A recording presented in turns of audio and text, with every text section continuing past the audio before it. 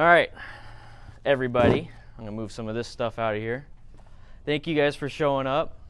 Appreciate it, making sure this is actually on. Yours is on, very good. You guys can come on over here. Come on over here. I want to look at you guys. And you guys can say hi. This is all 520 Moto Alliance and everybody here at Indian Motorcycle Tucson. And we're going to be talking about safety stuff. This is not going to be a big, long spiel. I can't talk to you guys about motorcycle safety in 20 minutes. There's no way. I have about 1,000 videos on my YouTube channel. I still haven't really delved deep into a lot of the stuff for motorcycle safety. And at the end of the day, being on a motorcycle is all hands-on. You can't just watch or listen. For me, I have to actually be practical. I have to be touching things and actually doing it. That's the great thing about a motorcycle class. So first and foremost, I highly recommend taking a motorcycle class. I'm a MSF coach for Ride Arizona MTC, and that's what I do professionally. So a little backstory before me, I was talking about videos on YouTube, talking about motorcycle safety. How I can't explain too much to you guys about that right now is that I am 31 years old. I'm a Cancer. I was born July 14th. Married to my wife over here, Nikki, and my daughter right here is with me, Layla, and Alaric is having fun at home. But what I do here is that I was a firefighter for over 10 years. That's why my YouTube channel name is Dan the Fireman. I was a firefighter, saw way too many accidents, saw way too many fatalities, and I started realizing a lot of it is because of people not taking care of themselves while riding. So no gear, no training, hopping on a powerful bike that will cause them to crash, especially with alcohol, intoxicants, anything and everything out there can cause some issues. So after seeing a bunch of that stuff, I decided to make a YouTube channel and talk about motorcycle safety, and that is why I do what I do. And now I'm an MSF rider coach for Ride Arizona MTC out here in Tucson and Phoenix, and that allows me to get more experience in talking about this stuff. So over the whole years of me doing this stuff and talking about motorcycle safety, like I said, there's not much I can talk about within 20 minutes. So the main thing that I learned over my years of learning and coaching and answering questions on YouTube, thousands and thousands of questions on YouTube, is that really you have to want to be safe. You have to want to. You already want to be on a bike. You already want to ride around. You have to want to actually add the safety factor to it. It's not a car or it's not a slingshot here. There's no cage on a motorcycle. You're open and free, and that's why a lot of us go to these bikes. It's open and free. You feel the wind.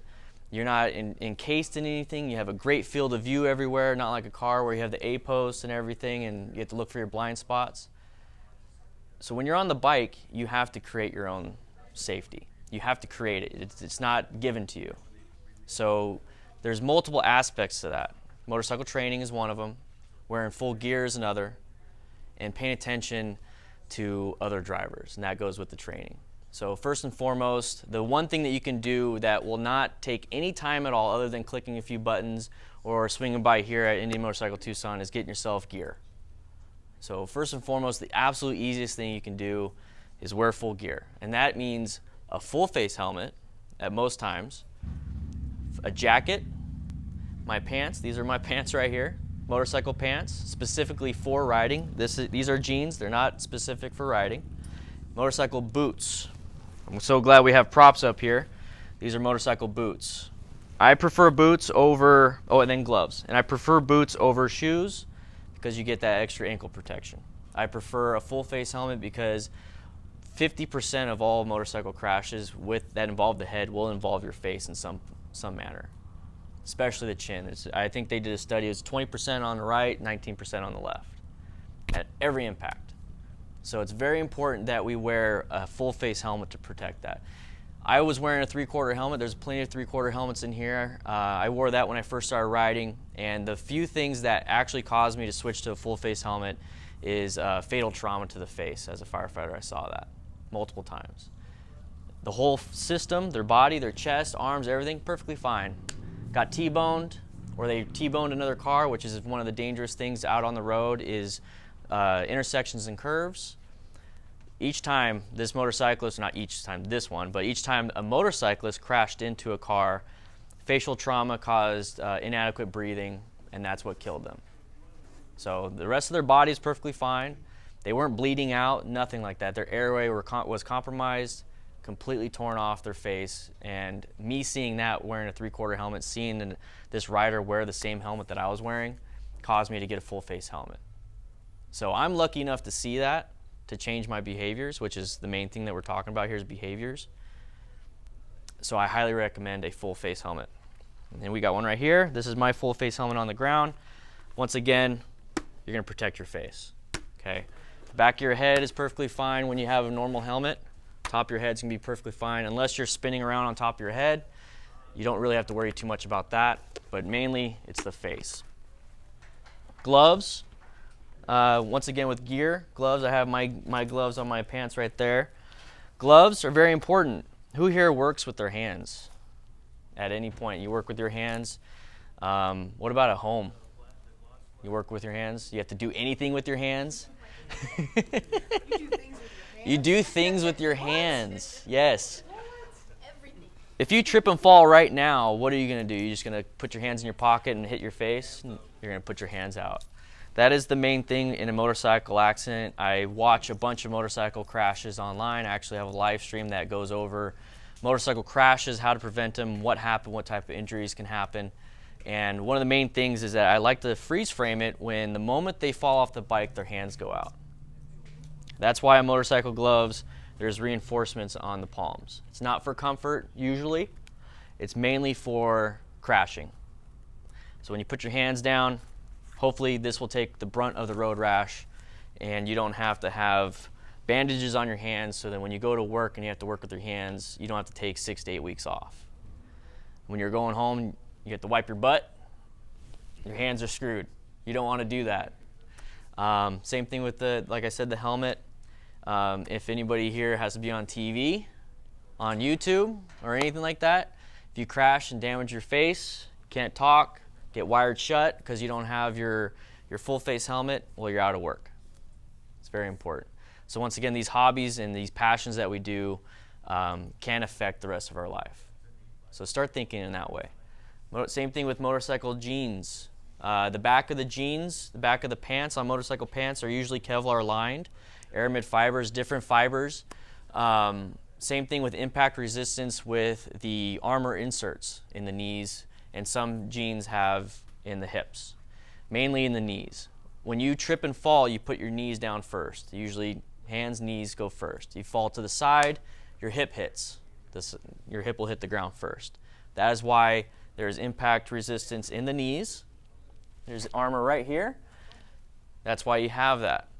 The reason why we have aramid fibers and Kevlar in the trunk, in the butt area, is that when you fall down, you slide on your butt. Now, this is only going to help out with about 4 to 5 seconds of sliding at a certain speed. That's all you really need. The jeans that I'm wearing right now, if you watch any type of viral YouTube or Facebook videos, you're going to see how they make ripped jeans. And it's just a sander for half a second, if that. The road itself is a sander, and you're going to be sliding for 5-6 seconds. So the next 4.5, 5.5 seconds that you have on the ground, that's not the jeans that are getting ripped. It's your flesh. And I don't want to go too much into the gore of it all, but I've seen it all. I've seen bone exposed. I've seen arteries bleed out because of these types of things that could be prevented. Same thing with the jackets. This is my jacket that I wear. In Arizona, it gets pretty hot. In Arizona, it gets really hot. And in the wintertime, it gets kind of cold. So I wear a mesh jacket year-round pretty much.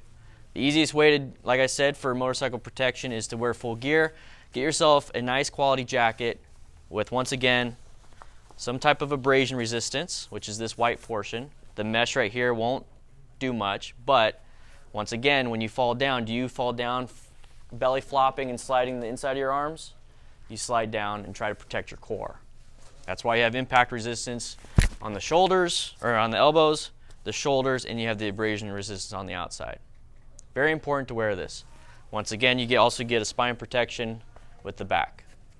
And I talk about all this stuff on my YouTube channel, and like I said, I can't explain absolutely everything. But the main thing and the easiest thing you can do is get full gear. Full gear. With the boots, let's grab this one right here. With the boots, once again, I've seen many people ride with flip-flops, regular shoes, and I've actually seen people's feet fly off with their shoes in a motorcycle accident. It's not pretty. And I'm not trying to freak you out and cause you to, not want to ride. Riding can be fun if you're safe about it.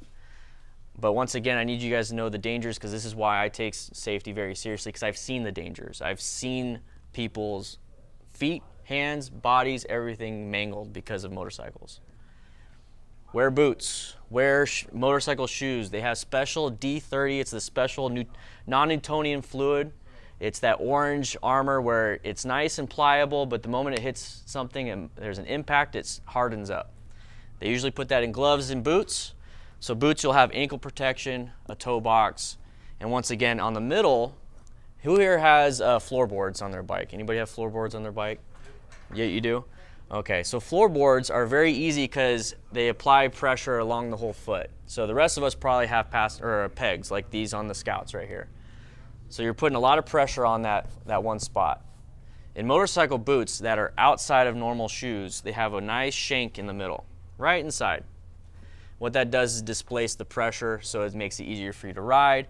And then on top of that, if you step on anything, especially when you're putting your foot down on the road, because nobody sweeps the road, or at least they should, there could be nails, there could be different things that can catch on, and you can get a nail right through your foot. Because you're going to put your foot down at every stoplight. And who has seen that debris on the stoplights? Lots of debris. So that's why they have a bunch of this stuff, armor for the ankles. And like I said, I've seen people's feet fly off with their shoes. I've seen the shoes fly off their feet. So it's very important. So once again, I just went over a quick demonstration of what the gear is all about, and that is the easiest thing that you can do. It costs a little bit of money, but there are some safety standards out there that will help you out, and there's a bunch of websites that will help you out. You can buy an HJC 17 helmet for $130. It's Snell rated, which is one of the top of the line helmets. $130. Your brain's worth well more. This is a $700 helmet. I chose to get this helmet because I think my brain is worth more than $700. But you can still get the same safety rating at a lower price. Same thing with my boots. You notice how my boots are a lot higher than those boots? Because I wanted to protect my shins and my calves at the same time. So there's a bunch of options out there for gear itself, and that is one of the best things you can do for the safety part. That will help you in an event of a crash. To prevent a crash, which is what we're all trying to do, and like I said, I can't talk to you long enough on how to do it. The best thing you can do is take a class. Oh, really? There's a beginner class. There's a MSF that's in the United States, msf-usa.org. You can easily find a course near you, but since we're all here in Tucson, I'm definitely going to recommend Ride Arizona MTC because I'm biased. I work there. I can coach, and I've seen people not know how to ride, never been on a bike, scared of a bike. By the middle of the first day out of the 2-day course, they're loving it. They understand the safety, absolutely understanding the safety. And that's the biggest thing, because that will help prevent. It won't prevent. Motorcycles are inherently dangerous, but it'll help prevent an accident, because you're going to start finding that you have escape routes. You know how to use the clutch and throttle to get out of a situation. You're going to learn how to ride defensively, but then have the skills in an emergency situation to be aggressive about your riding so you can get out of the way, so you know how to brake appropriately. So instead of braking 200 feet at a certain speed, you can do it at 100 feet, and that 100 feet could save your life. Same thing with swerving. Everything. Once again, there's too much to even discuss on what you're going to learn in a class. As much as I try to explain to people on my YouTube channel and demonstrate and explain and say, counterweight, counter steer, do this, do this, do this, at the end of the day, they're sitting and looking on their phone, or they're on their computer sitting at home. They're not on the bike. They're not actually putting it in practice. They're going to forget maybe the next day when they switch to a different video. So the main thing is take a class. That will help you prevent an accident. The gear itself will help minimize injury. That's all it's going to do. So you need to take a class, or you need to go out and practice stuff that you learn on YouTube, out in a parking lot. At minimum. Riding straight is easy. Turning in a corner can be scary if you don't know what you're doing. Slow speed stuff in a parking lot, can run into a car accidentally twisting that throttle. So make sure you take a class, get everything you absolutely need. There's beginner classes, there's advanced classes, returning to ride classes where if you've been off the bike for years, 6 months, whatever it is, you get to relearn, and that will definitely help you out. Truly help you out.